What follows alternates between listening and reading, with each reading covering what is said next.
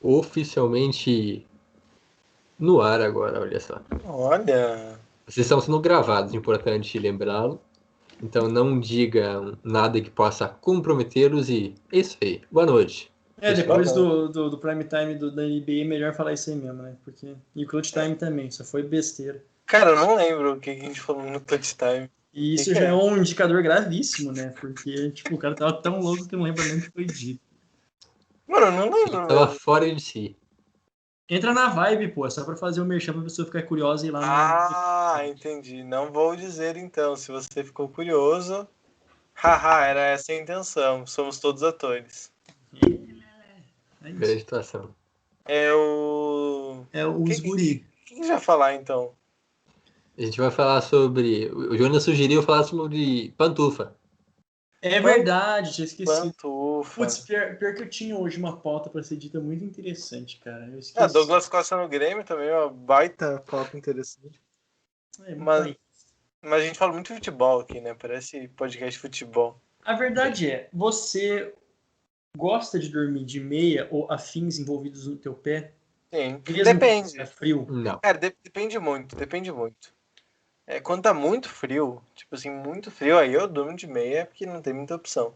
Mas se tá, tipo, ameno, se tá friozinho... Uns 10 graus. Aí eu eventualmente tiro a meia. Não tem porquê, porque fica incomodando, né? Aí tem meia, eu tenho muita meia que é desgastada, aí fica caindo o pé, aí é mais tirando. Você dorme com ela, você acorda sem, mano. É tão triste, mano. Parece que um bagulho aconteceu quando você dorme com ela e acorda sem. Você fala... Alguém puxou seu pé. Sim. Tá louco, mano. Pode ser. Aliás, quando você come, né? O pessoal fala que quando você come muito, assim, antes de dormir, vem a pisadeira à noite que pisa na tua barriga e tal. Ô, louco. A lenda da pisadeira, cara. A lenda da pisadeira, olha só. Isso é um folclore, cara. É um folklore que vem da... Como é que é? Conversas populares, né? Contos populares. Folk é povo popular. E lore... Nossa senhora. É sério que eu não sabia mesmo? Não sabia. Não mesmo? Cultura, cara. Não sabia que era uma... Pisadeira. Mas a pisadeira tem alguma relação eu acho com que os é barões? Conhecimento popular. Não tem nenhum com os barões. Não tem nada a ver com o fenômeno da pisadinha. Experimente ir com a barriga cheia pra você ver. Pode ver que os barões venham e deem uma pisadinha na tua barriga. Barões da pesadeira. Barões da pisadeira. É bom, seria legal também, daria certo, né, eu acho. Eu acho que teria uma outra conotação, né, só, mas... Enfim. Eu acho que seria um pouco diferente. Se bem, não sei se a pisadinha tem a ver com pisadas, propriamente dito. Eu acho que sim. Pisa menos. Uma pisada de leve. Deixa eu ver aqui, peraí. Pisadinha. Aqui eu botei pisadinha. A primeira coisa que apareceu não foi Barões da Pisadinha, foi Pisadinha Gospel. Ô, louco, mano. Aí se ferra. Pisadinha. É que a verdade, vou falar a verdade. Qualquer coisa que tá fazendo sucesso hoje em dia tem sua versão gospel. Claro. Ou consegue transformar tudo em gospel. Tem um axé gospel bem legal, mano. Tem uns assim que é legal de ouvir, uns axé gospel. Cara, até vou deixar uma dica então, já que vocês deixaram o gancho. Funk gospel. MC Tonzão, ex-havaianos. MC Tonzão. Ex-havaianos, muito bom, cara, muito bom. Tem algumas músicas bem consagradas já. Inclusive tem... Como é que é? Não lembro agora de cabeça, mas cara, já foram até na Iliana. Até no Iliana já foram. Então fica aí a dica. E tem passinho, tem tudo. Tudo muito bom mesmo. Mas fica a recomendação MC Tonzão, ex-havaianos, né? Se converteu. E agora faz funk gospel. Inclusive sigo ele no Instagram. Muito bom o Instagram. Excelente. Acho que a gente já pode ir para o nosso podcast, porque no último podcast a gente levou uns 10 minutos, né, no prime time. Melhor evitar que isso aconteça novamente. Uma última consideração rápida sobre pisadinha, gospel e seja lá. Sim. Então vai falar. Eu ia acabar de uma maneira boa, mas eu deixo o Juan falar. piseiro tem traços da pisadinha, apresentando uma coreografia marcada por passos arrastados e mãos posicionadas junto ao corpo. Essa derivação do forró tradicional tem batida rápida, propondo uma dança solo. O nome piseiro deriva da designação do sítio onde se dança a pisadinha. Um dos sucessos do piseiro é Tá Rocheda, Barões da Pisadinha, lançado em 2018, mas que na verdade só existiu a partir do ano passado, né? Convenhamos. E Tá Rocheda eu acho até mais ou menos assim. Não tá entre as melhores músicas dos Barões. Não é a melhor, com certeza. É isso aí. Dá pra fazer um top 5 depois, mas acho que fica pra próxima semana. É importante. Pode começar por mim. Você abriu mão de sua... eu abri mão do meu tempo de fala. Então, depois da abstenção do Jonas, vamos iniciar o podcast, que é isso que a gente quer, que o povo quer realmente ouvir. Não tenho certeza, mas bora. Vamos lá, então. No 3. Olá, você que nos acompanha. Está começando o Toqueteco, seu podcast semanal sobre NBA e NFL. Seja muito bem-vindo ao nosso episódio de número 88. Eu sou o Jonathan Momba e junto comigo para mais um episódio está ele, Juan Grins. Tudo bem? Como vai? Com frio? E calculista. Com frio e calculista. Mas, vamos lá. Não vou reclamar. Não estou neste nível de reclamar, até porque quem acompanha o Tocoteco há muito tempo, já a ponto de ser pelo menos aí um meio ano, sabe que eu tenho verdadeiro ódio ao verão, né? Ainda mais aversão. Ainda mais o verão, no último verão, né? Essa última temporada de veraneio, com pandemia que não dá para fazer nada. Não dá para ir pra praia, não dá para sair de casa direito, tem que ficar em casa tomando sol na cara, no ar-condicionado no 16, e é isso, é uma tristeza. Fora todos os incômodos de usar máscara na rua quando sai, enfim, muito ruim, muito ruim. Verão na pandemia ficou muito pior. No inverno, pelo menos, a gente já fica em casa mesmo, né? A gente já não sai tanto no inverno. Usar máscara é bom. Cara, usar máscara no inverno é das melhores coisas que tem. Inclusive, vamos normalizar a máscara no inverno mesmo pós-pandemia. Sou adepto. Olha só. Isso poderia ser um assunto do Prime Time. Polêmica. Mas quem acompanha a gente pelo YouTube, está nos vendo, sabe que já notou a diferença, né, entre nas nossas vestimentas. E além disso, né, eu e o Juan, a gente está na Noruega, ou sei lá, na Finlândia, né, na Lapônia, famosa região da Finlândia onde fica o Papai Noel. Muito famosa, pelo menos. Inclusive, penso nela todos os dias. E você fala um time que joga lá pra mim. Enquanto isso, o Jonas... Foi o quê? Fala um time que joga lá na cidade do Papai Noel. Um time. Não tem time que joga lá, cara. Tá em neve o ano inteiro. Quem é que vai jogar futebol? Perfeito. O Jonas, então, pela vestimenta dele, aparentemente, parece que ele tá no Caribe. Tá em algum lugar, assim, muito quente, aproveitando a vida. E como está você, Jonas, nessa ausência de frio? Como é viver o ano inteiro sem frio? É uma experiência. Boa noite, bom dia, boa tarde, boa noite para todos vocês, amigos ouvintes, para você, Jonathan, para você, Juan. É uma experiência muito, assim, muito proveitosa, né? Você tem que realmente saber lidar com. Porque eu nunca tive costume de ligar ar-condicionado nem nada, assim. Então, para mim, às vezes o calor é demasiado a ponto de você passar mal enquanto você dorme. Mas, por incrível que pareça, que na minha cidade tão famosa por fazer 40 graus de vez em quando, faz bastante tempo que não chega num calor tão absurdo nesse nível. Aliás, hoje tá assim, tá um calor fresco, dá pra, se arriscar de noite até dá pra botar uma cobertinha, né? Então, inclusive, falando sobre a máscara, sobre a normalização da máscara, eu gostaria de deixar minha contribuição. Eu sou adepto de normalizar a máscara pro resto da vida, assim, pra tudo, porque assim, evita muitos males, né? Evita o mal da barba mal feita, ou, no caso dos banguelas também, o mal das banguelas, né? Mal assim, o bafo. Exatamente, o bafo, né? Segundo ali, enfim, o bafo é um dos mais terríveis. E para os marombas, né? Assim, eu falo assim, não que eu seja, né? Longe, assim, mas eu reparo mas tem os amigos que são. Inclusive tem amigos que são, que a pessoa consegue até aproveitar mais a academia, porque ela não fica constrangida em fazer caretas, né? Quando tá ali fazendo força, porque, tipo, já corta metade da expressão facial. E, por fim, né, finalizando, um dos benefícios da máscara também você começa a ficar especialista, ou pelo menos mais apurado em microexpressões faciais, porque você tem que tentar deduzir pelos olhos da pessoa, você entende? Então reduz pela metade. Exatamente. Então as pessoas, assim que voltar, se um dia, né, vai voltar em nome de Jesus, não usar mais máscaras obrigatoriamente, as pessoas vão ser tipo assim, uns detetives, entende? Um dementalista, que vai olhar para o outro e vai conseguir decifrar a vida inteira, porque vai ter mais expressão facial para ser lida. Mais duas vantagens que vem na cabeça assim. Outra, dá pra cantar na rua, baixinho, você mexer a boca. Perfeito. Ninguém percebe que tá mexendo a boca cantando, né? Eu me sinto bem confortável com isso. E outra, daí um pouco mais, indo um lado mais sério, o tanto de doença respiratória que ajudaria a diminuir, tipo gripe. Sabe? Coloca assim, máscara. Imagina, máscara num dia frio dentro do ônibus. Bota!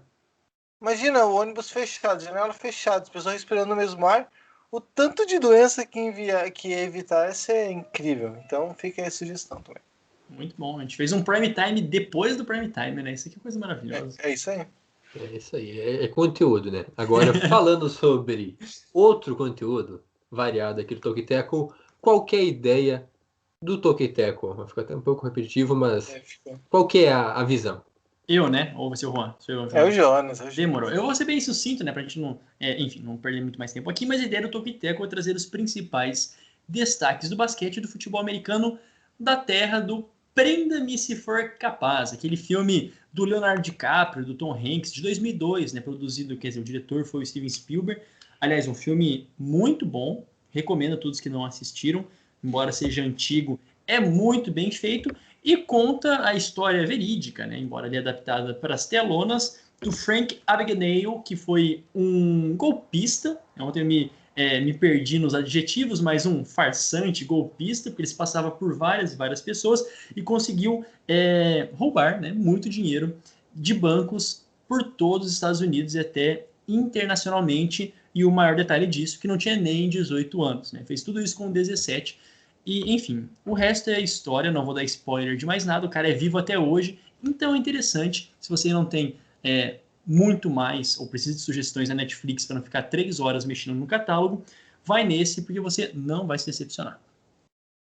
Essa foi a dica de cinema da semana. E agora, quais são os destaques deste podcast, Juan Gris? Se na semana passada a gente falou dos times que mandaram bem, né, os times que regaçaram no draft, né, para usar o termo científico, nessa semana a gente vai falar então da outra ponta, vai falar de times que não foram tão bem, alguns foram mal de verdade, outros nem tanto, mas que na nossa classificação ficaram ali entre os 8 piores na seletiva desse ano. Seletiva é um bom sinônimo para draft, porque eu sempre fico na dúvida. Se puxar, faz sentido, né? Se rascunho. Não, rascunho é pesado. Rascunho é pesado. Seletiva fica maior que rascunho. Tá louco, não. Começando então nosso podcast para valer agora, como o Juan já bem adiantou, vamos falar dos piores drafts, né? Aqueles times que tiveram várias escolhas questionáveis, que não conseguiram suprir suas carências. É muito subjetivo, na verdade. Alguns times meio que são consenso que foram mal, enquanto outros times que vão aparecer aqui hoje são times que fizeram drafts regulares, que não foram bem, mas também não foram tão mal assim, mas aparecem aqui porque poderiam ter sido melhores e não tiveram nenhuma escolha assim muito impactante para o futuro da franquia a princípio. Começamos então por aqueles que de fato foram com tudo, com o pé na jaca mesmo. Começando então pelo Houston Texans, porque a situação não estava ruim o suficiente lá em Houston. Assim, tava um clima gostoso, não tinha problema nenhum. O QB não está envolvido em polêmicas de assédio. O time não foi todo reconstruído praticamente, né? Trocaram todo mundo, que era bom pelo menos.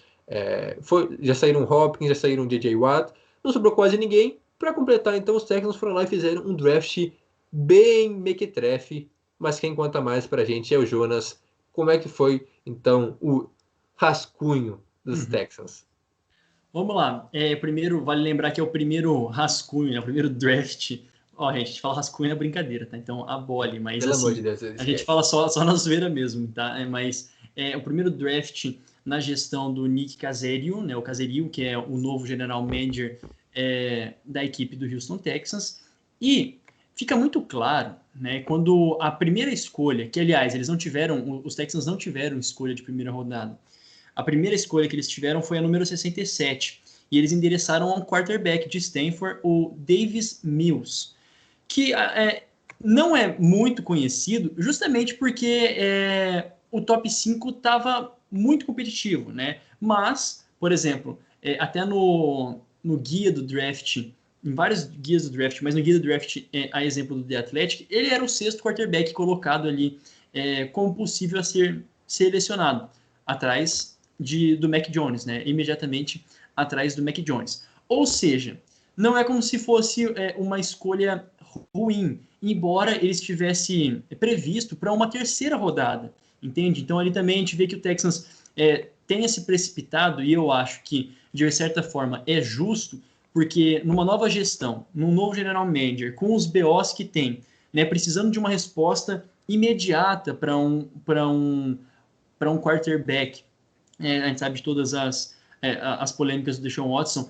Eles até chegaram a assinar, agora, se não me engano, com o Tyrod Taylor. Não sei se foi com o Taylor que eles. Enfim, foi, né? O Jonathan está ali confirmando. Que veio dos Chargers depois de ter ficado fora na temporada passada. Já passou por vários times, né? É experiente também, mas não é aquele quarterback que te levaria a algum outro lugar maior. Então eles escolhem o Davis Mills com essa intenção de mostrar: estamos prontos, entre aspas, para uma nova era. Né, para deixar Deshaun Watson é bom, para trás. Só que, para um time que precisa de reconstrução, já é o já é o segundo ano consecutivo que eles têm apenas 5 escolhas. E é meio complicado. Né? Eles tiveram 5 escolhas nesse draft, é pouco, nenhuma de primeira rodada, então não é como se eles pudessem escolherem realmente talentos que vão fazer um impacto imediato. Depois, como são 5 bem rapidinho, vou passar todos. O Nico Collins, né, de Michigan, wide receiver, número 89, para dar mais peças para os Texans que precisa. Depois o tight end, o Brave Jordan, e um linebacker, Garrett Wallow, na número 170, na escolha número 170, e para fechar, um defensive tackle, Roy Lopes. Assim, a grande questão dos Texans é que dentro de um momento tão delicado em que eles estão, eles tiveram que fazer de tudo com aquilo que eles tinham, que já não era muito, para conseguir alguns nomes interessantes. E todos eles, wide receiver, tight end, linebacker, defensive tackles, todas essas são posições necessárias. Então, assim, por que a gente avalia mal? Por que subjetivamente, os Texans estão onde estão? Porque por todo o histórico que já estão carregando e por aquilo que se apresenta, como não tem nenhum nome que seja bombástico, nenhum nome que tenha um impacto imediato, assim, no sentido positivo, todo mundo fica com um pé atrás. Embora o linebacker lá de TCU, o Garrett Wallow, tenha bons números e até uma boa expectativa em cima deles. Né? Um quarterback que está acostumado sempre a jogar nas posições 4-3, que é um sistema bastante utilizado pelos Texans. Enfim, então, de modo geral, eu daria uma nota C, porque não tinha muito mais o que ser feito. E C, né, para quem quiser, assim, quiser aprofundar também, assim, pode dar entre um 8 e 7, tá? Então, mais ou menos assim, não foi lá tão bom. Ou até um pouquinho menos, 6, 7. Foi até bondoso, eu diria. Mas o Texans é basicamente isso. O time passou não, tá numa verdadeira montanha-russa, né? Na descendência agora. Foi uma temporada muito ruim, muito difícil no ano passado. Não tinha muitas escolhas, como já foi dito pelo Jonas, apenas 5 escolhas. A primeira escolha, então, foi justamente o Davis Mills no início da terceira rodada, né? Ele logo no início da terceira rodada. E aí que tá a questão. Eu acho bem questionável escolher, draftar um quarterback como sua primeira escolha geral, sempre você tem várias carências, várias necessidades. Ok, o Deshaun Watson tá naquela situação, a gente não sabe se ele vai jogar, se ele vai ser punido, mas trouxeram o Tyrod Taylor, que a princípio é um cara até consistente para ser titular, porque o Davis Mills não tem condições de ser titular logo de cara na NFL. Ele é um cara muito cru ainda, tem alguns bons traços, né? algumas qualidades, mas está longe de estar preparado para a NFL logo de cara. Então tem o Tyrod Taylor, possivelmente vai ser o titular. Também trouxeram o Ryan Finley, que foi até alguns jogos como titular nos Bengals, né, quando o Burrow se lesionou. Então tinham outras opções. E possivelmente os Texans vão mal de novo esse ano. E caso o Deshaun Watson saia ou aconteça uma coisa, eles poderiam draftar um quarterback de alto calibre no próximo draft, quando eles vão ter a escolha de primeira rodada e possivelmente vão ter uma escolha alta, né? Porque os Texans não vão bem esse ano, eu imagino.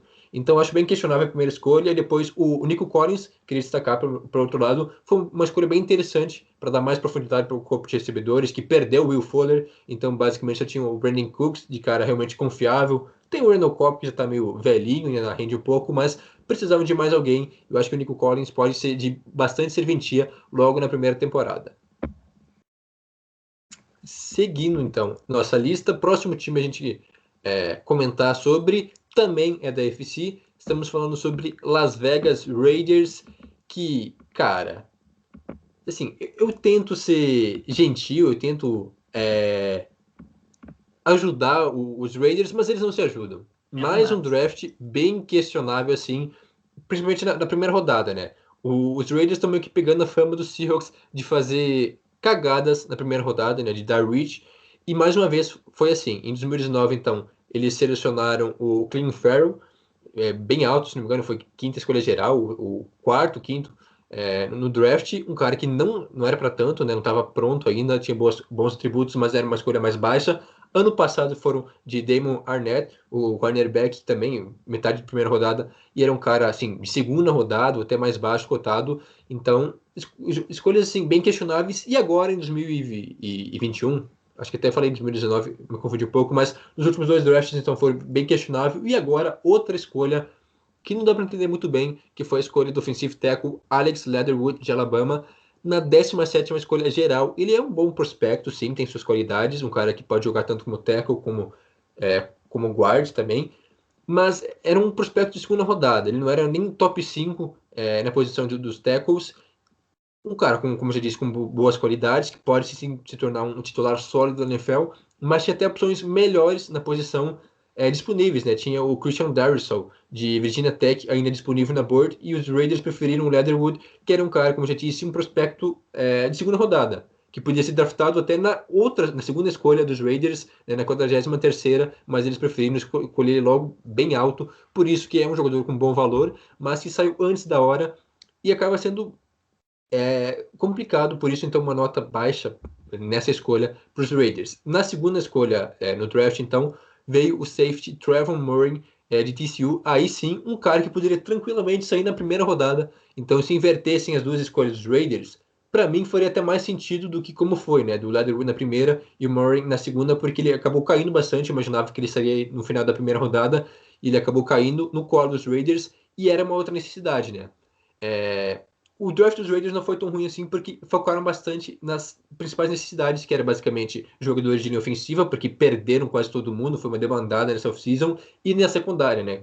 Tanto cornerback, principalmente, mas também safety, e aí foi aí o foco dos Raiders. O problema, então, como eu já disse, o Leatherwood saiu antes da hora, o Murray foi uma ótima escolha.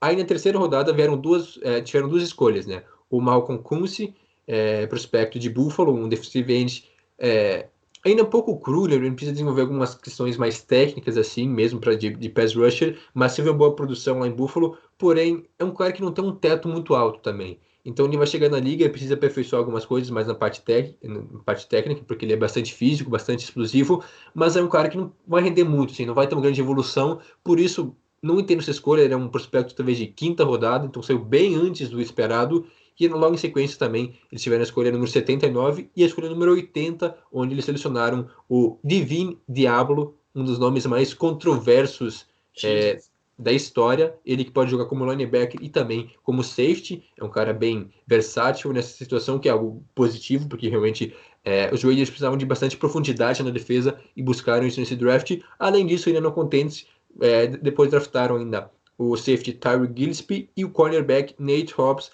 ou seja, bastante profundidade, jogadores ok, assim, nenhum deles vai ser a solução, mas para dar mais profundidade para o elenco, ok. Então, basicamente, o Trevor Murray se salva aí, foi grande escolha, uma ótima escolha, talvez uma das melhores da segunda rodada, porém, o resto do draft dos Raiders como um todo um pouco questionável nos valores, apesar de eles, como eu já disse, suprirem as carências, os principais buracos, né, que foram tapados, mas mesmo assim um draft que deixou a desejar de Las Vegas. Eu acho que a grande questão de Las Vegas é o que eles fizeram antes, né? Porque quando eles liberaram, por exemplo, o Trent Brown pro Patriots, eles, tipo assim, mexeram muito na linha ofensiva. Sim. Rodney Hudson foi pro Cardinals, se não me engano, o Gabe Isso, Jackson pro Seahawks. Foi quase todo mundo da linha ofensiva. Assim, geral, num movimento bem louco, né, na real. Não sei, de fato, assim, o que aconteceu profundo para eles terem feito uma mudança tão significativa.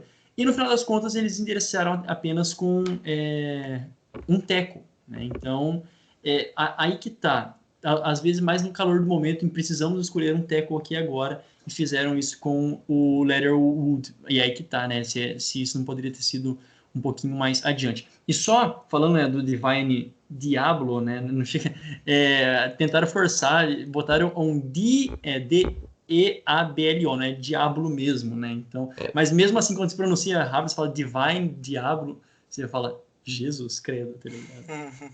Torcemos para que esse linebacker, pelo menos, jogue bem lá nos Raiders.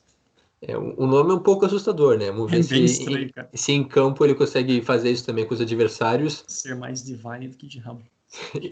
Vamos ver se ele vai ser realmente divino ou se vai ser mais diabólico. Agora, deixando de lado os trocadilhos, vamos para o próximo time que também teve um draft, mais uma vez, questionável. Mas quem vai nos dizer se realmente foi tão ruim assim é o Juan. O que dizer dos Packers? A questão dos Packers é a mesma narrativa, né? A mesma tônica há muito tempo, né? Há muitas temporadas existe uma estranha, como eu vou dizer, uma estranha falta de urgência ou de prioridade em reforçar o ataque, né? A gente já vem de vários anos recorrentes aí na primeira escolha dos Packers ser jogador de defesa, e quando não foi justamente um quarterback, né? O Love na última temporada. Então, com toda a questão do Aaron Jones, do Aaron Rodgers, de não saber se ele fica, dele dizer que não queria mais jogar pela franquia, isso poucas horas antes do draft, se imaginava que os Packers, para não correrem o risco de perder o seu grande quarterback, né, o MVP da última temporada, que eles então, né, fariam um esforço para pegar um recebedor na primeira escolha geral, né, na primeira escolha geral dos Packers, no caso, que era a 29ª no draft de 2021, né, que aconteceu no mês passado. Mas, né, ao chegar nessa escolha, eles optaram por um cornerback, né, o Eric Stokes, que até era cotado realmente para sair na primeira rodada, alguns colocavam no início da segunda, mas não foi exatamente como falar, uma escolha alta demais, né? Não foi um alcance, um reach, não sei qual seria a melhor tradução, mas não foi um reach, digamos assim. Porém, a questão é que no momento dessa escolha tinha o Elijah Moore, que foi selecionado pelos Jets, ainda disponível, né? Ele saiu poucas escolhas depois, foi na 34ª escolha geral, ou seja, 5 escolhas depois. Então, um cara que estava naquela margem ali e que os Packers optaram por não escolher para ir num cornerback. Mas falando então do Stokes, que é de fato quem vai jogar, a gente pode dizer que é um jogador muito rápido, atlético, que inclusive no college, né, na universidade dele, ele enfrentou bons recebedores, né, que saíram bem alto nesse draft. E o mais interessante é que ele não é tão alto, né, ele não tem a questão física muito boa, né, no sentido de altura mesmo, de força. Ele acabava tendo que compensar esse déficit com inteligência, com a sua velocidade, com antecipação das jogadas. E ele, por vezes, saía bem, inclusive, marcando esses bons recebedores que ele teve que enfrentar. Deve provavelmente disputar ali uma vaga no time titular com Kevin King, né, que seria o outro titular, além do Jair Alexander. Jair Alexander, isso mesmo, que é o titular dos Packers, né, e deve continuar sendo nessa temporada. Então, o Stokes vai brigar aí com o Kevin King por uma segunda vaga no grupo titular de cornerbacks de Green Bay. Passando para a segunda escolha geral, a gente chega no center, no Josh Myers, que saiu na 62ª escolha geral. Ele vem muito provavelmente para ser titular também, porque o Corey Linsley, que era o center titular dos Packers, saiu na free agency para jogar nos Chargers, então era um espaço que se tinha. E outra vantagem do Myers é um cara muito versátil, né? Ele consegue alinhar nas 3 posições ali na linha ofensiva. Ele pode jogar de center, como eu falei, que seria a original dele, mas ele também pode atuar como guard, como tackle.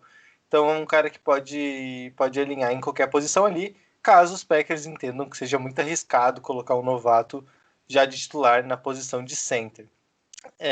Outro problema dele é a questão de não exatamente um problema, inclusive os Packers consultaram um médico sobre isso, que ele ficou fora ali dos jogos decisivos, acho que foi até no Senior Bowl, que ele se ausentou por uma lesão no dedo, né? Ele sofreu uma lesão no dedo e os Packers, antes de draftar, consultaram lá um cirurgião daquela região para ver se tinha algum problema, se poderia atrapalhar a carreira dele. O médico deu ok, então os Packers colocaram ele no board e acabaram selecionando. Então o Myers chega justamente para reforçar essa linha ofensiva. Lembrando também que o Bakhtiari, que é outro titular ali absoluto da OL, sofreu um rompimento no ligamento cruzado anterior e ainda uma incógnita, pelo menos para o começo da temporada. Na terceira escolha dos Packers, aí já na terceira rodada, na 85ª escolha geral, aí sim veio um wide receiver. E ele também é Rodgers, mas é Amari Rodgers, né? É um cara que se destacou muito no college por quebrar tackles, né? Ele é um slot receiver, então ele recebe muitos passes ali. Embora na última temporada os Packers não tenham, o Aaron Rodgers não tenha lançado muito ali para o slot, né? Ele procurava outros estilos de passe. O slot, se eu não me engano, ficou ali na margem dos 30%, 30 e poucos por cento dos lançamentos do Rodgers, enquanto o Amari Rodgers, né, na universidade, recebia 86% dos passes que ele recebeu foi no slot. Então, um cara que joga muito por ali. Também chama atenção pela ética de trabalho dele. Ele teve algum destaque também como retornador. Então, pode ser um cara que, se não vai ser um dos principais recebedores, até porque tem o Davante Adams e tem outros nomes de alguma importância, né? O Lázaro, o Valdes-Scantling, sim, né? O Valdes-Scantling também tiveram um protagonismo na última temporada depois do Adams. Se ele não conseguir uma vaga de imediato nesse time titular, ele pode atuar como recebedor, que vai ter algum espaço ali também. E uma curiosidade é que o Rodgers, o recebedor no caso, é o único do grupo de recebedores do Packers que tem contrato para 2022 garantido, 22 e além, né? Todos os outros recebedores do elenco têm o seu contrato encerrando após a temporada de 2021. Então ele pode ser uma peça para o futuro, inclusive isso deve ter sido pensado também. E por fim, né, das escolhas mais interessantes, tem o Royce Newman, o novo homem da linha ofensiva dos Packers. Espero que tenham pego o trocadilho. Newman, novo homem da linha ofensiva. Alguém, por favor, ri para não ficar constrangido? Acho. Obrigado. Também, como eu falei da linha ofensiva, ele também é vertical, né? Ele também é muito versátil, então ele consegue atuar em outras posições, como tackle, como guard. Ele começou ali em 2019 atuando pela esquerda, depois foi movido pela direita e deve ser mais à direita que ele vai alinhar. Lembrando que, como eu disse ali quando mencionei o Josh Myers, que existe ainda um buraco, existe algumas incógnitas na linha ofensiva dos Packers por lesão e pela saída do Corey Linsley. O draft dos Packers foi um pouco mal avaliado por alguns, apesar de ter escolhas certeiras, assim, por exemplo, o Josh Myers, que é um bom center, né, de Ohio State, que deve ser titular logo de cara, e o Amari Rodgers, o tão esperado wide receiver pro outro Rodgers, um cara que vai ter boa minutagem, já deve ser o wide receiver número 2 ou 3 do time. Porém, a primeira escolha geral, bem questionável, diria o Eric Stokes. Tinha corners melhores, como o próprio Juan já citou, disponíveis. E eu lembro da avaliação do Davis Chiodini, eu assisti a live deles no draft, e ele disse a seguinte frase sobre o Stokes. É um excelente atleta, só faltou aprender a jogar futebol americano.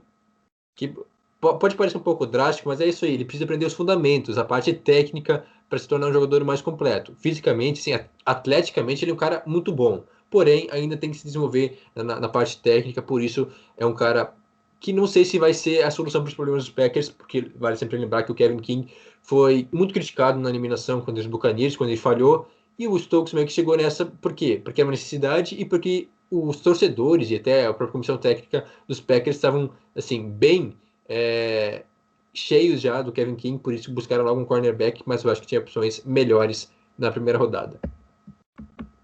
Próximo time para a gente falar, então, New Orleans Saints.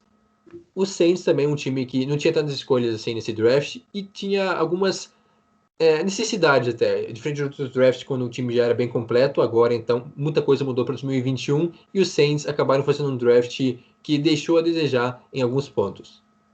E deixou a desejar muito por conta até das posições, da ordem que eles escolheram. Eles tiveram, então, na primeira escolha geral, digo assim, na primeira rodada, no número 28, a sua primeira escolha geral, foi endereçado ao defensive end Peyton Turner. Lembrando que os Saints perderam o Trey Hendrickson, né, que foi um dos grandes nomes da temporada passada, também entraria, acho, no seu quarto ano, se não me engano, ele era um dos bons jogadores escolhidos pelos Saints, né, e às vezes pesa a favor dos Saints escolhas boas no draft. Então, eles tiveram, por conta dos seus ajustes orçamentários, né, a conta chega depois das várias maracutaias que eles fizeram ao longo dos anos, para ir mantendo um time cheio de talentos, que até de certa forma já são talentos mais experientes, né, tem um time um pouco mais velho, experiente mesmo, tiveram que liberar o Hendrickson e aí foram atrás de um outro edge, defensive end, mas que, assim, ainda está um pouco longe de ter a qualidade de pass rusher. Então fica já uma leve pulga atrás da orelha. Muitos disseram que as duas escolhas seguintes, a número 60 na segunda rodada, né, agora fazendo minhas continhas, ainda segunda rodada, né, final da segunda rodada, e depois na sua de terceira rodada, que foi um linebacker, o Pete Warner de Ohio State, e o Paulson Adebo, cornerback de Stanford. O que acontece aqui, gente? A equipe do Saints realmente, né, tinha vários buracos a serem supridos. Mas, às vezes, eu acho que assim, um até mais urgente do que um cornerback e um linebacker, até por conta daquilo que era oferecido nesse draft, era ter escolhido um safety. Né? Eles colocaram a tag no Marcus Williams, né, que, ok, teve presente em vários momentos, em mais de 80% dos snaps na temporada passada, mas eles precisavam também do safety por conta daquilo que era oferecido mesmo, né, no draft, do número de talentos e tudo mais, e eles endereçaram a sua próxima escolha, como eu disse, a um linebacker.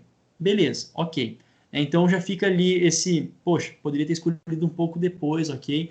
E depois o Paulson Adebo. Esse Paulson Adebo, né, esse cornerback, existe uma grande expectativa que ele já comece na fogueira, no sentido de realmente jogar logo de cara, porque a gente tem que lembrar também que o Janoris Jenkins foi liberado, né? O cornerback Janoris Jenkins, também experiente, Janoris Jenkins saiu nessa free agency, então também era um buraco claro, e um dos buracos mais evidentes do New Orleans Saints para essa temporada. Para finalizar, aí sim, agora vem um dos grandes motivos, né, da pulga atrás da orelha, é o Ian Book, de Notre Dame, né, que foi um dos melhores quarterbacks da história de Notre Dame, também era colocado lá nos boards até como um top 10, ali razoável na onde ele deveria sair, só que é muito interessante essa escolha, pensando porque os Saints já renovaram com o Tyson Hill e com o James Winston. Tem seus dois, teoricamente, quarterbacks renovados para essa temporada e endereçaram aqui para um quarterback. Muitos dizem que ele tem algumas características semelhantes ao Drew Brees, enfim, pelo menos é isso que alguns colocam, mas é bem complicado esse tipo de escolha aqui na maneira como foi, porque também poderia ser mais adiante. E pensando naquilo que o Saints hoje tem, que são esses dois quarterbacks, que não é lá um dos ambientes talvez mais propícios ainda para uma reconstrução, ao meu ver, né? Não é no momento de reconstrução, não sei se faria sentido a escolha de um quarterback aqui. Ok, pode ser que, enfim, cresça, né, na tutela do Sean Payton e do Mike Lommings, né, que é o Mike Lommings, o general manager. Aguenta aí, time, tá acabando a bateria, deixa eu só colocar aqui o carregador no computador, que agora desesperou. Pronto, deu bom. Que momento! Então, Seixas, acontece aqui ao vivo, o troço já deu uma desesperadinha. Buenas, e assim, é um draft bastante contestado, por muitos colocado como um draft não tão bom, porque foram, 1, 2, 3, 4, 5, foram 6 escolhas. Eles trocaram pelo Landon Young na escolha número 206, um offensive tackle, foi ele mesmo.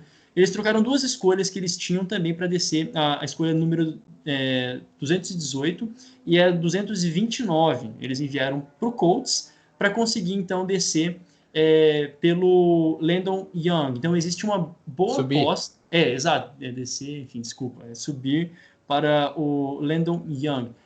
Existe essa expectativa em cima desse offensive tackle, né? E a gente vale destacar que a linha ofensiva do Saints ainda é muito boa, né? Tem o Armstead, tem o César Ruiz, o Ramsey, que acho que ele também não... Enfim, acho que eles estão todos ali. Da última vez que eu tinha confirmado, eles estavam ainda renovados com seus contratos. É uma linha bastante experiente, e o que pesa a favor do Saints é manter o seu treinador, é manter um playbook que também não vai mudar, e nunca mudou, né, ao longo de tantos anos. Então existe ainda uma direção a ser caminhada, embora eu veja como um retrocesso nessa temporada, um retrocesso natural, né, mas que os Saints não estão acostumados a esse tipo de retrocesso mesmo. Então vamos ver como que eles se portam em 2021. Vai ser a chave da gente ver para a continuidade do trabalho no Saints. Essa temporada vai ser fundamental. O Saints tem um bom histórico de drafts nos últimos anos, a maioria deles acertados. Esse aqui eu acho que não foi um deles, a princípio, né? A primeira impressão não é essa. Fazendo algumas apontações rápidas quanto ao Paulson Adebo, um bom cornerback de Stanford, que era talvez a principal necessidade do time, né, do Saints. Muitos imaginavam até que os Saints iriam de cornerback na primeira rodada. Houve até rumores no draft que eles poderiam subir para tentar um dos top 3 cornerbacks do draft, o que não aconteceu. E aí eles acabaram esperando para mais tarde e selecionaram o Paulson Adebo, um cara que já era cotado até para se declarar para o draft no ano passado, optou por voltar mais um ano para Stanford. Não foi um bom ano, eu acho até que ele caiu um pouco na board. Se ele tivesse ido no ano passado, talvez seria até mais alto, uma segunda rodada, final de primeira rodada.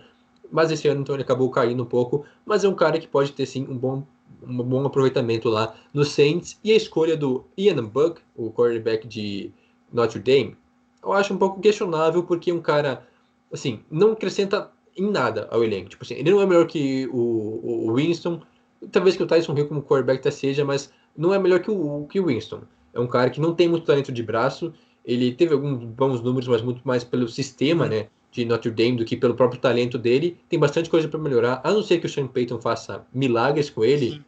Não vai ser o próximo Drew Brees. O Ian Book chega só para ser mais uma opção. Eu até, como eu já disse, eu prefiro o Winston porque eu vejo mais qualidades, mais características do que o próprio Book. Sabe o que foi rapidinho o BO mesmo assim do Paulson Adebo? É porque você falou que ele caiu no board. Ele não só caiu, mas é porque ele teve um option out, né, em 2020. Né? Ele caiu até porque não jogou, não escolheu jogar. Então isso é bastante contestado, né, a ponto de você gastar uma escolha ou a sua terceira escolha mais alta.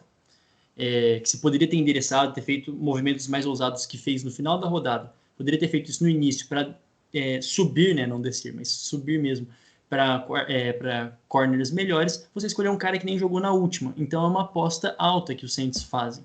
E a chance de talvez ter metido o louco de maneira precipitada é maior, né? Vamos para o momento merchan agora, rapidão, antes de continuarmos.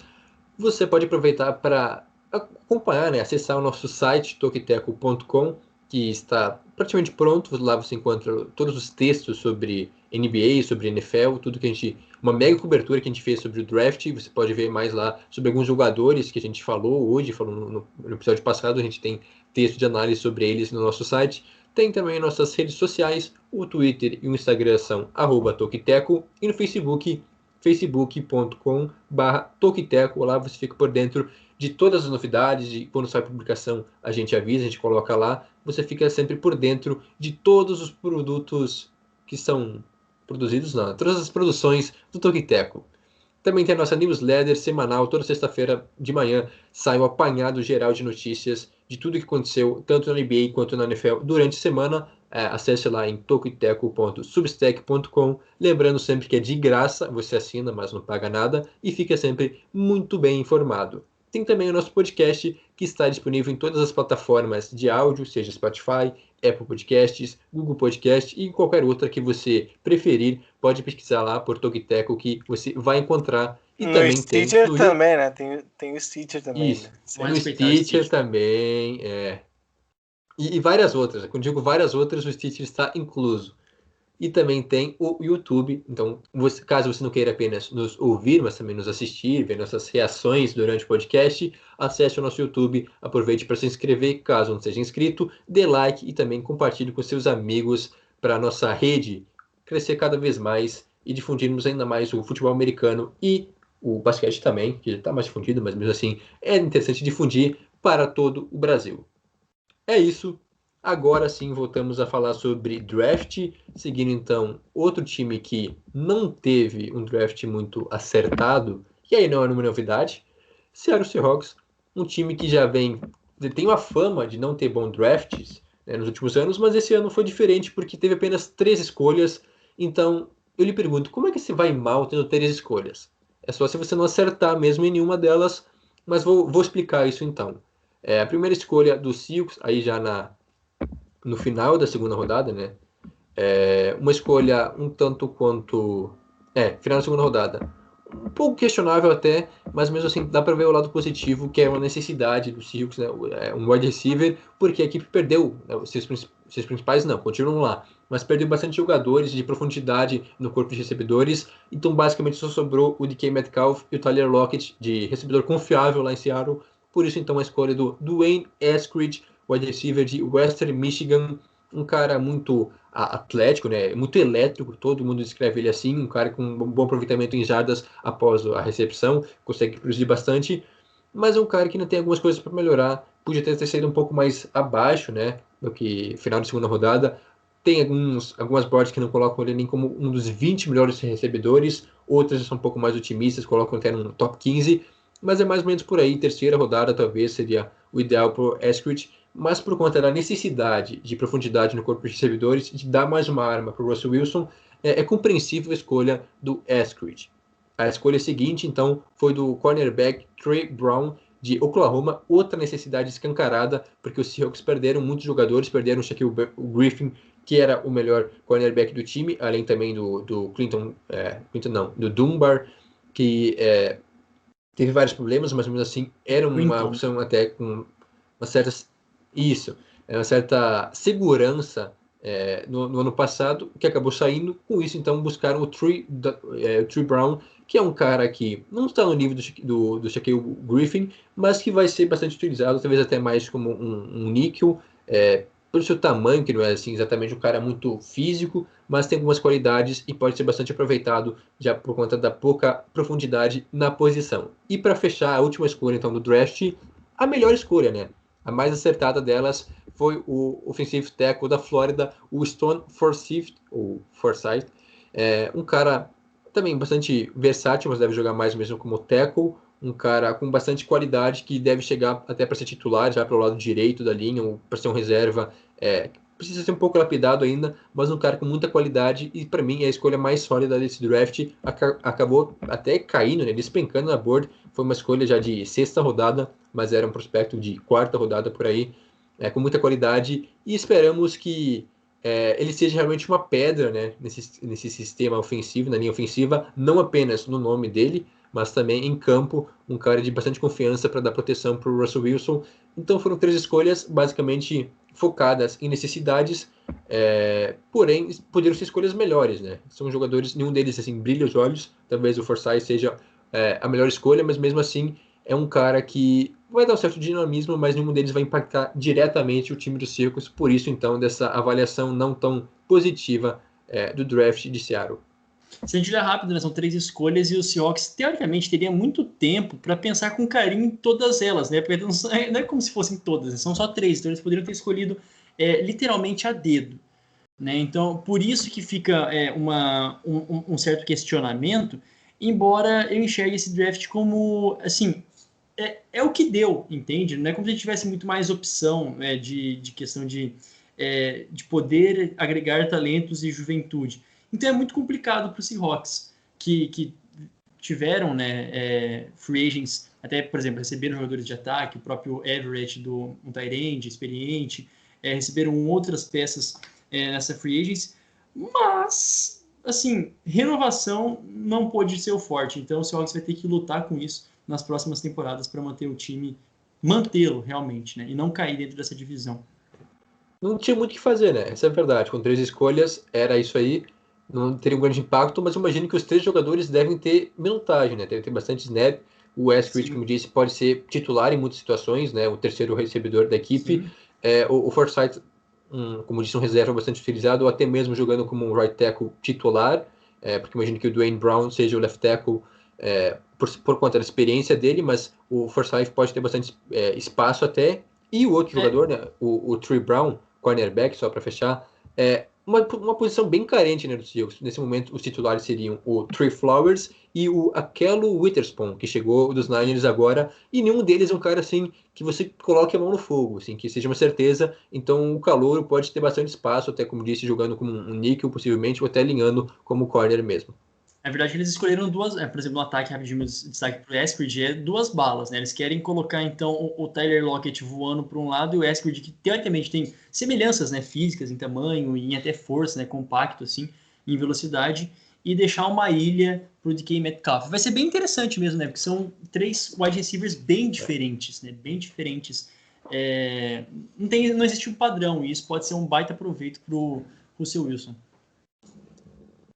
Próximo time para analisar agora no draft, a gente meio que passou a sessão dos piores do draft, né? Acho que esses aí é meio que unanimidade, e agora vai alguns times um pouco mais com draft ok, né? Razoável para ruim. As nossas menções honrosas no podcast de hoje, começando então seguindo, né, na NFC West, agora falando dos Cardinals, e quem vai dizer como é que foi o draft de Arizona é o Rua.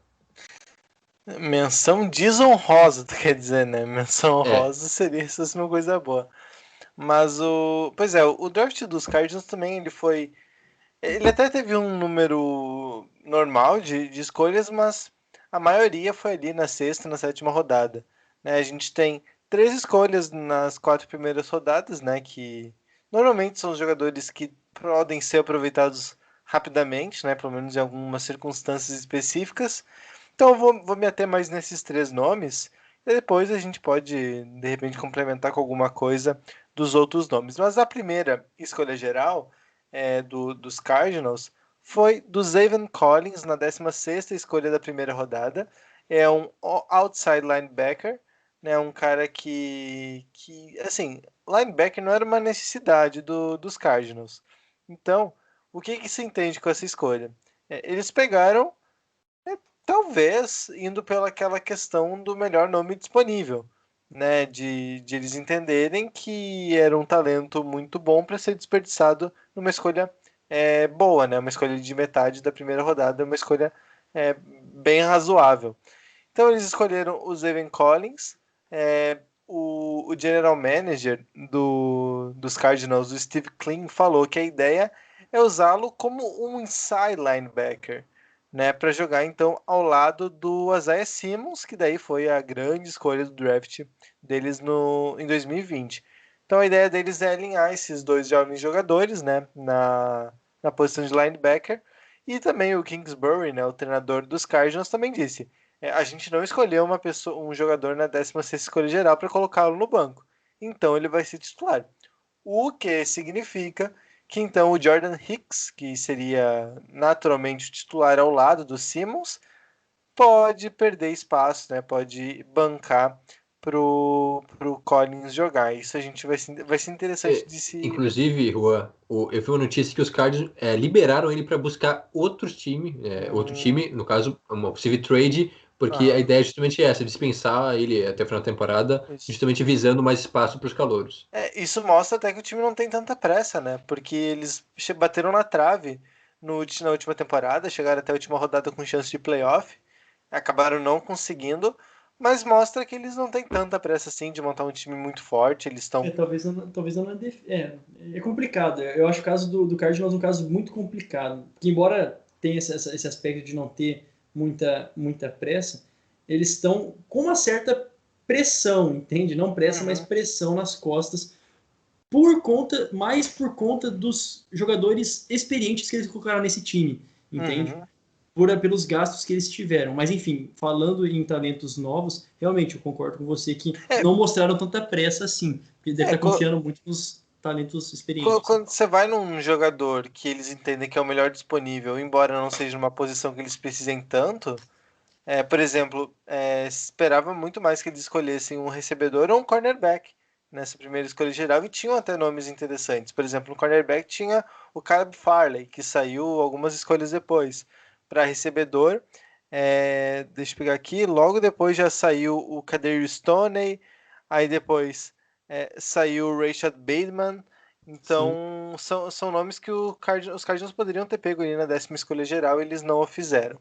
Mas, então, essas posições foram reforçadas posteriormente. Daí, já na segunda rodada, o Rondé Moore, um wide receiver, um jogador que, pelo que eu olhei de vídeos e analisei outras pessoas que cobrem os Cardinals, eles disseram que não gostaram tanto da escolha, porque, ok, era um recebedor que era uma posição em que os Cardinals precisavam, né, um recebedor, como eu já citei aqui, mas que ele é muito parecido com o Christian Kirk e o Andy Isabella, que são recebedores que já estão no Arizona. Então, de repente, faria mais sentido buscar um jogador com outro perfil, que atue, que faça outras coisas, e daí até tinha outros nomes disponíveis naquela altura do draft. Mas o Moore se destacou pela velocidade, porém tem a questão da lesão. Ele disputou apenas 8 jogos nas últimas 2 temporadas, então ele tem tido dificuldade para se manter saudável, e isso vai ser interessante de se observar também. Lembrando que o corpo de recebedores dos Cardinals não é tão profundo assim, né? A gente tem o DeAndre Hopkins, que é o grande nome, obviamente, e se adaptou muito à equipe. Daí eles trouxeram o AJ Green nessa free agency, né, que estava nos Bengals. E daí depois tem outros nomes mais secundários, como o Christian Kirk, que eu já mencionei. Enfim, tem aí um corpo de recebedores onde o Moore, se manter saudável e conseguir demonstrar trabalho, ele pode rapidamente virar a segunda, terceira peça aí nessa equipe. E por fim, né, na quarta rodada, veio aí um cornerback, o Mark Wilson. O Mark Wilson veio para ser então essa peça de profundidade no corner. Não se sabe ao certo se vai se titular, pelo menos no início, né? Quarta rodada já é uma escolha talvez baixa demais para um time que tem as pretensões que o Cardinals tem, talvez nessa temporada.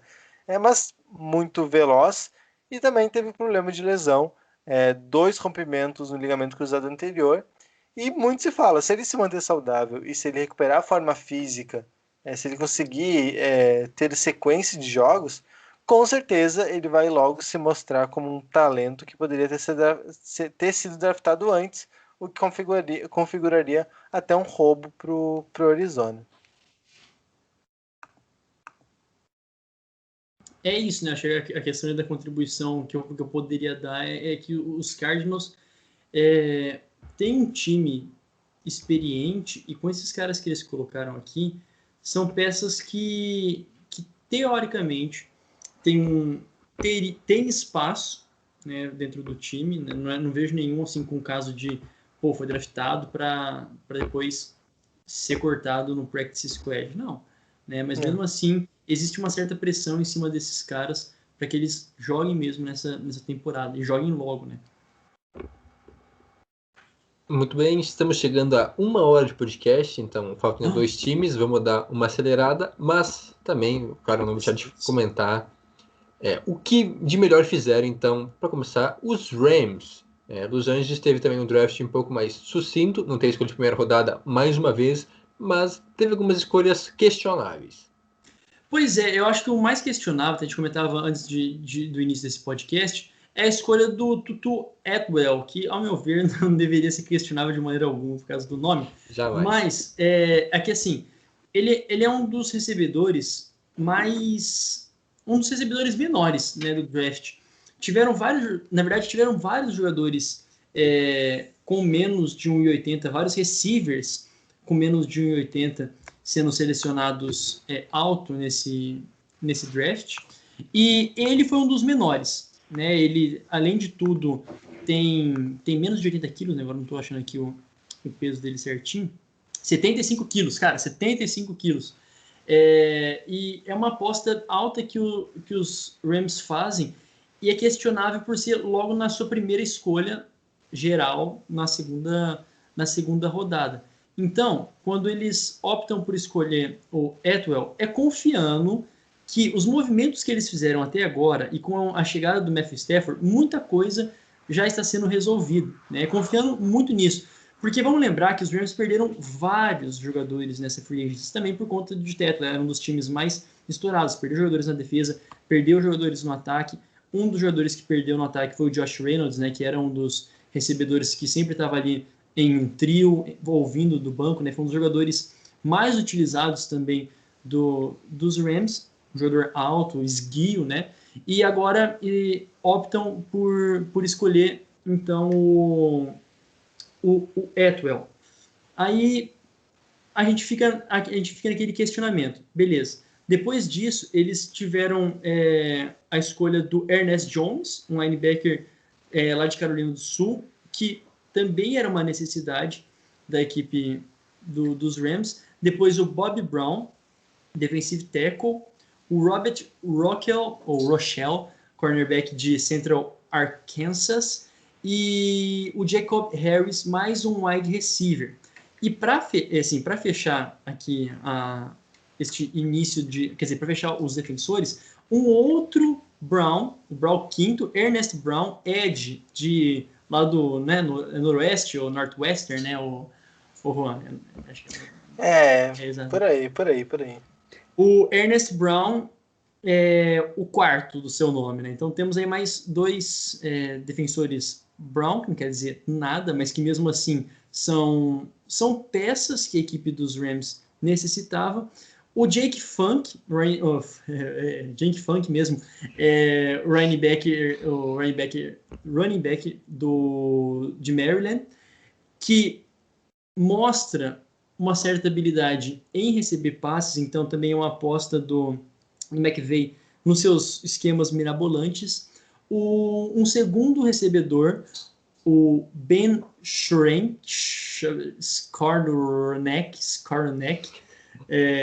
Jota, depois você vem no meu socorro aí nessas pronúncias mais nórdicas aí que você manja das coisas, de Notre Dame. E ele também tem uma das características bem bacanas e opostas, né, ao Tutu Atwell, que esse sim é um wide receiver mais longilíneo, né, bem maior e também mais forte fisicamente. E para fechar, um outside linebacker, o Chris Garrett.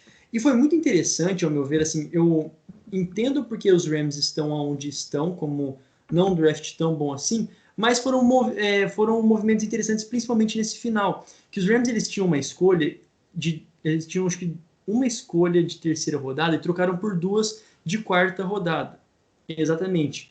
Acho que era esse mesmo. E trocaram por 2 de quarta rodada, que daí veio o Robert Rochelle e o Jacob Harris. Eles agregaram mais capital, né, nesse draft. E se a gente for ver, é muito importante, porque é uma equipe que não teve escolha de primeira rodada na temporada passada, não vai ter na temporada que vem, nem na próxima, se não me engano. Então, o máximo de jogadores novos que eles conseguirem colocar vai ser bem utilizados. E para fechar, é isso. Os Rams foram, de certa forma, com aquilo que eles estão aqui, ao win, confiando mesmo no projeto Matthew Stafford para esse ano, que vai dar tudo certo, embora, como eu disse, reforço, tenha perdido vários jogadores. Derek Rivers foi para o Texans, perderam o Gerald Everett, tight end, para o Seahawks. Michael Brown, running back, foi para os Dolphins. O Troy Hill, cornerback, para o Browns também. O John Johnson, safety, para o Browns. Michael Brockers, o defensive lineman, para o Lions. Então, uma galera, teve uma certa debandada de nomes importantes que eu estou um pouco curioso para ver se vão ser todos sanados e se de fato esse otimismo existente vai se confirmar. O nome, então, né, a escolha da sétima rodada foi o Ben, acho que é Skowronek. Skowronek, é o pescocinho. A pronúncia dele, mas algo importante para ressaltar no draft dos Rams são os nomes. Realmente, assim, um negócio variado, além do Tutu Atwell, um nome maravilhoso. Os Rams draftaram 2 Ernest, né? Tem 2 caras chamados Ernest e 2 Brown. O terceiro e o quarto seu nome, então, bastante repetitivo, vai ser uma confusão da hora, assim, né, no vestiário dos Rams. Mas a má avaliação do draft como um todo é porque nenhum deles é um jogador tão impactante assim, né? O principal deles, a primeira escolha dos Rams no draft, foi justamente o Tutu, que é um wide receiver que vai chegar para dar profundidade, porque era uma carência, como o Jânio já comentou. Tem, além do Cooper Kupp e do Woods, o Van Jefferson, que foi selecionado no último draft, também, se não me engano, na segunda rodada, e trouxeram o Deshaun Jackson, que a gente não sabe se vai poder jogar, né? Porque sempre se lesiona, mas é um cara com experiência que pode ter, sim, alguma minutagem. Então, tem certa profundidade aí no corpo de recebedores.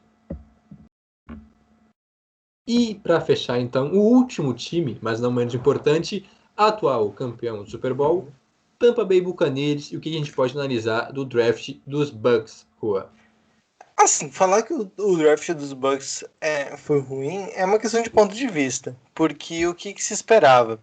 Tem gente que defende que os Bucks deveriam buscar peças prontas que chegassem para ter algum espaço na rotação, né? Para ter alguma importância de cara. Outros talvez defendam que, como os Bucks conseguiram manter todos os titulares, né? Conseguiram manter da temporada passada para essa, todo mundo vai continuar lá em Tampa Bay. Hoje vamos pensar no futuro. E foi esse caminho, então, que os Bucks adotaram. Primeiro, veio o Joe Tryon, o outside linebacker, na 30ª escolha geral, ou seja, última escolha da primeira rodada. Obviamente não vai ser titular porque os Bucks manteram a dupla que brilhou nos playoffs, né? O Jean-Pierre Paul e o Shaquille Barrett. Mas o Tryon pode ter algum impacto já nas equipes especiais, né? Ter algum impacto ali onde ele se destacou até no college de certa maneira. Um detalhe que ele não jogou em 2020 por conta da Covid, e ele passou então esse 2020 todo, por causa da Covid, no caso ele optou por não jogar, ele não teve Covid nenhuma complicação, ele não quis jogar. E ele passou então esse ano treinando pass rush, que eram os problemas apontados pelos scouts, né? Que ele deveria melhorar para ter espaço na NFL.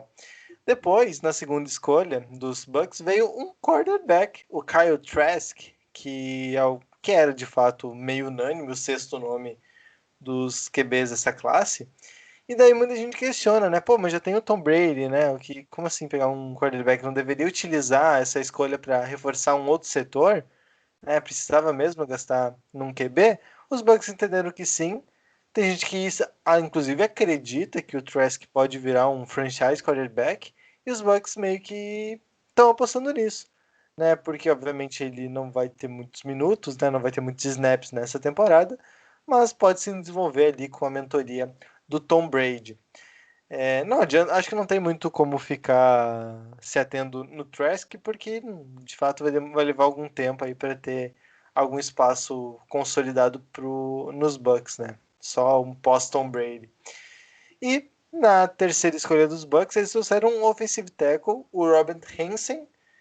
Lembrando que a linha ofensiva dos Bucks é muito boa, talvez a melhor da liga, né? Acho que é meio unânime que seja a melhor da liga. O Jonathan discorda, pelo jeito.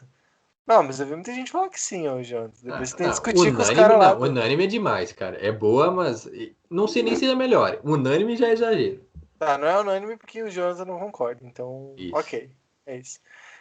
E o que chamou a atenção do Bruce Arians para escolher o Ramsey foi a questão da versatilidade, que é muito importante, né? Porque ele vai ali, pode ser utilizado em lesões, em algum jogo onde algum jogador pode ser poupado, daí ele pode chegar e agregar em praticamente todas as posições ali da linha ofensiva, muito importante.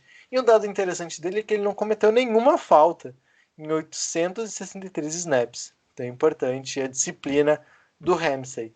E, por fim, aí vem um wide receiver, o Jaylon Darden, que inclusive os Bucks subiram para pegar, por isso que é legal falar dele, subiram um pouco para pegar o Darden, e tem gente que considera um roubo, né?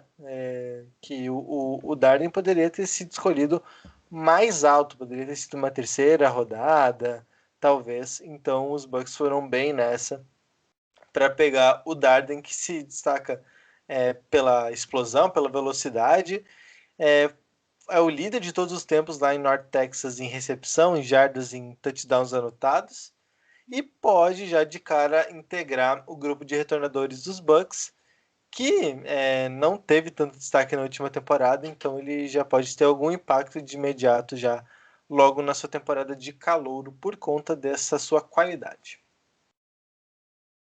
Só uma consideração, né?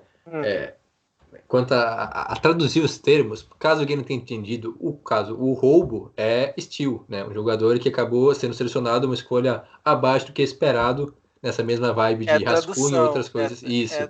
Roubo. Tradução. É que às vezes a pessoa talvez não tenha noção do que seria o roubo, mas é isso aí, é steal. O jogador que acabou saindo abaixo do esperado e o time foi lá e roubou ele. É o famoso 157. Vocês gostam do inglês necessário. Isso. Né? Não, é que às vezes tem gente que não tá acostumado com os termos em português. Então é só para para contemplar o nosso ouvinte, nosso espectador. Para você que é um cara assim, poliglota, raiz, assim, que defende os termos todos em inglês como devem ser. Se o cara é poliglota, ele entende português e inglês, pô. Se o cara fosse só inglês, aí beleza. Mas daí não tinha nem que tá ouvindo o podcast, né? Ele tem um ponto. Ele tem um ponto. É difícil refutar. Foi quase que... Alguma consideração final sobre os piores drafts? Não. Faltou o Broncão, né? Mas tudo bem. Ô, louco. Assim, ó, a minha consideração rapidinho, só finalizando então, a respeito dos Rams, não poderia ser diferente, é que eles não endereçaram nenhuma escolha à linha ofensiva, cara. E isso é realmente estranho quando sempre foi uma das necessidades do time, né? E realmente eles ignoraram. E o Atwell, mais uma vez, vai ser muito estranho, cara. Se eu ver o cara jogar, se ele jogar muito bem, vai ser genial, mas ao mesmo tempo, se não jogar, eu não sei nem se kicker é tão pequeno e leve como ele. Você entende? Se existe um kicker tão pequeno e leve, cara, 1,75 para 75 quilos. Você não tem nem tanto espaço assim para colocar massa nesse corpo, você entende? Assim, então, vai ser realmente interessante como ele vai ser usado. Mas, de modo geral, cara, era isso. Ele é tipo eu, só que eu sou um pouco mais alto que ele. Assim... Mas a fisionomia é a mesma que a minha. Não, mas você é bastante alto, né, na real, né, mano? Você não tem uns 85? Não, 1,80 e alguma coisa. Então, mano, já 82, assim. Quase que 10 centímetros a mais que esse cara. Pô, louco, mas o peso é o mesmo. Então ele é mais mas é que tá, né? Assim, eu não quero te desmerecer, né? Mas o cara é um atleta agora em nível profissional, que trabalha por conta do corpo. Né? Lógico, também tem trabalho por causa do corpo, porque também é bucha trampar na fazenda, né? Mas mesmo assim, cara, é obrigado a ter um corpo, né, mano? Enfim, só essa é a minha consideração. Temos que acabar com essa indústria aí que supervaloriza os corpos. Exato. Né? Isso aí tem nada a ver. Brincadeiras à parte. Acho que era isso, né? A gente conseguiu comentar sobre todos os drafts. Qualquer coisa que faltou, você pode mandar uma mensagem pra gente, que na semana que vem a gente complementa, então a gente faz a correção também. O Tokiteco vai ficando por aqui. Não se esqueça de nos seguir no Instagram e no Twitter, @Tokiteco, de nos acompanhar no facebook.com/Tokiteco e de acompanhar o nosso site tokiteco.com, além de assinar o nosso newsletter tokiteco.substack.com. Ouça também o nosso podcast sobre a NBA, né? Semana final da temporada regular. Logo mais já começam os playoffs e aí sim o bicho vai pegar. Siga também nossos perfis pessoais, o meu, @JonathanMomba. Suas redes, Jonas? A minha é Jonas Faria no Instagram e Jonas Faria Underline lá no Twitter. E as suas, Rua? @JuanGrings. Muitíssimo obrigado a você que nos acompanhou até aqui. A gente volta na próxima semana com mais um episódio do Talk Tackle NFL, falando mais sobre draft. Até lá. Tchau, tchau. Eu achei que a gente tinha terminado oficialmente a cobertura do draft, né, mano? O que vai ser na semana que vem? É o restante. O restante, o que as outras... Vamos falar Os que não foram bem ou mal, velho. É verdade. Nessa aqui, mas eu acho que, na minha opinião, já podia voltar com as rapidinhas, cara, na semana que vem. Já trazer algumas rapidinhas. Tô com saudade das rapidinhas. Saudade real das rapidinhas, mano.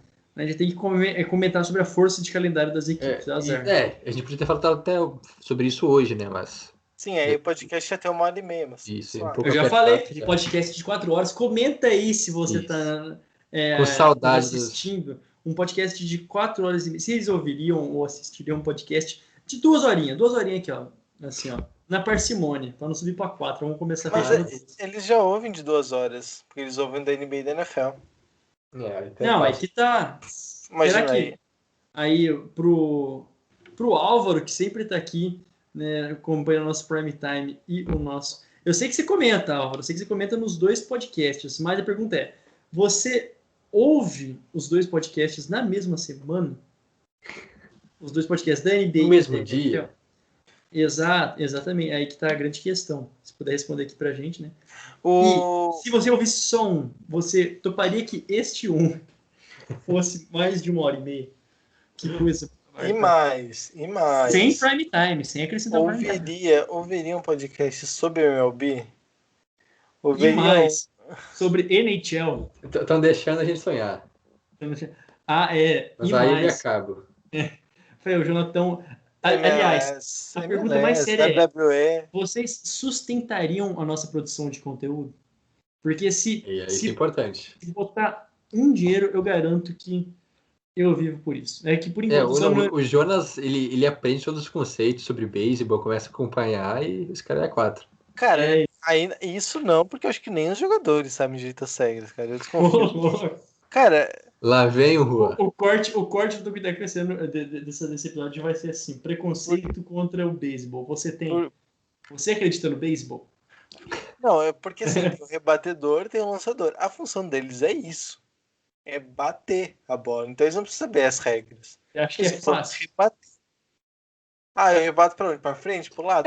Aí não tem tanta coisa, mas é mais questão de condição do time de defesa. Aí entra algumas questões.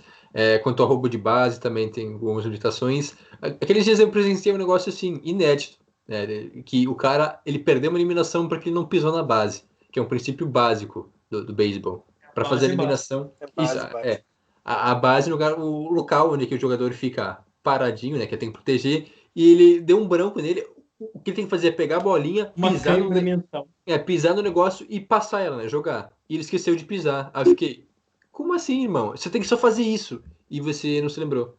Mas isso acontece, cara. Tipo. Não quando o cara joga há 10 anos na liga e faz isso todo dia. Cara, tem mano que é cobrança de lateral. Tem mano que erra cobrança de pênalti, cara. Na verdade, tem mano que erra lance livre, pra falar de NBA aqui. Quem errava lance livre tem que perder um ponto. Tinha que ter uma regra na NBA. Cara, se você errar lance livre. Mas todo mundo erra lance livre, velho. Na NBA é perder lance livre e na NFL é perder um field goal de menos de 30 jardas. É meio ridículo. É mais ridículo. Perder field goal de menos de 30 jardas. Não vem. Cara, lance livre todo mundo erra. Ninguém tem 100% de aproveitamento. Exatamente. Então, é um bando de cabeçudo. Os caras falam, porque eu vou lá e fico fazendo... Mil lances livres por treino e tal. Pra quê? Pra ter um aproveitamento de 50% num jogo, cara. Que coisa absurda. Não, 50% é ridículo. Mas, tipo, a partir de 80%... não. Se o cara chutar 2 vezes e errar uma... Aí, ó. Mas também chutar 2 vezes é ruim, né? Mas é um cara reserva, cara. Que, sei lá, não tem muitas chances durante o jogo e tem lá 2 lances livres. É isso aí. Ele erra um, então... Reitero, tinha que ser descontado. Tinha que tirar ponto de quem erra. Assim. Ô, louco. Seria interessante. Você é muito louco, filho. É que nem play-in, filho. Começa não, mesma a coisa que botar nem, tipo, em chute de 3 o cara dá um airball. Também deveria perder ponto. Exatamente. Mas airball é a coisa mais legal que tem, velho. Eu tô pensando na NFL, qual que situações se aplicariam a obviedades, cara?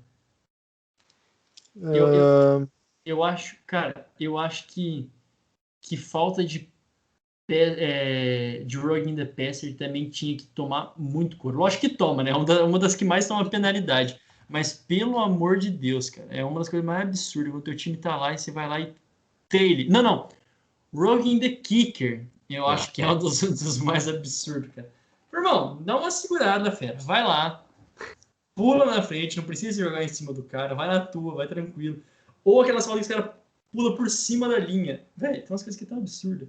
Não, você até pode pular, você não pode encostar nos maninhos, né? Então, se tiver proporção nas pernas pra conseguir pular por cima deles, que é bem difícil, beleza, agora vai encostar no coleguinha. Ou, tipo, face mask também, cara. Acho que face mask, cara, é absurdo os caras. Verdade. Direto tudo que eu falei, face mask, eu acho que realmente é o mais nada a ver, cara. Irmão, tu não pode se segurar na máscara do amiguinho, cara. Na máscara, na grade do amiguinho. Não rola, cara. Não rola. A gente vai fazer um podcast um dia, quando a intertemporada tiver realmente um árido deserto, de assuntos paralelos. Acho que seria muito bacana fazer assuntos paralelos nesse podcast sentido. Maravilhoso de o que você mudaria, tipo, na NFL e na NBA. A gente poderia ficar horas falando sobre isso. Eu acho. Olha. Vamos trazer convidado aqui. Eu quero ver Discord. Falamos aqui, ó. Reunião ao vivo aqui para vocês que estão nos acompanhando até agora. Acho que deu, né? A gente passou de 1h20 de gravação no total. Isso, tá maravilhoso. A gente prometeu que não iria mais enrolar tanto assim, né? No clutch time. Então. E já passou da meia-noite, né? Também. A gente não enrolou o clutch time para começar o podcast enrolando. Isso é maravilhoso, né? Trocamos 6 por meia dúzia. Encerra essa jossa aí, vai. É isso aí, então. Agora é um adeus. Até a semana que vem. Cuidem-se. Tchau, pessoal. Falou, Brasil.